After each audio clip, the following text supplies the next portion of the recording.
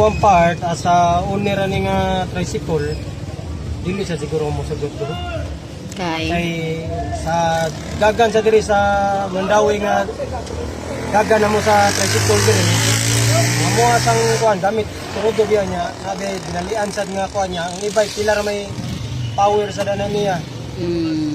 Nga mao ra man gapon no mo shift tay nga na ang battery biya kana biyang pag-charge biya na mo biya nya oro yung mag-run out ko na bi hole ko no at kabaw kaya kana biyang electric na to diri sa karang kuan gamita sa nag gasolina sad biya nya og mag-run out gyud di wala di taka-charge na ilahang kuan ilahang unit ana nya unsa man si assurance ta mo ano ilahang unit nga naa kanang ilang ihatag na mga ilang obserbaran sabay ilan ang ihatag sa amuang kuan kami pabayron gapon niya nga kami umi nagbayad na mo am gid amo ang problema niya gasolina ra man.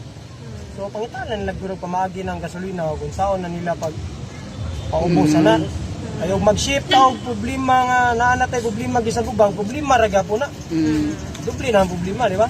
Para nimo sir, if mo gasto pa ka og palit og e-bike, puro punos problema na. Puno na problema. Kaya kani ang amo ang problema niya pag mahal ra mas gasolina. Ya ang amo ang PT diri mao ra man sad gyapon, wa man sila pasakay sad. Di makaya pa man. So ilang i-shift nga bike na nila, sirbaran sa nila, wala na sad mahog na sa nag-slow na kita kay labang dito sa highway, nagmamatyan tayo naging labang din dito sa highway na yun, hindi tagbaw, tagtinok mo na yun, yan nabi ito stoplight nga dikuan. Yan kani, makontrol man na mo, gamong gasolina o napa may gasolina, may bawaan na mo. Makalabang, gid min. Worst case scenario lang na ba? Wala lang na siyang kuan.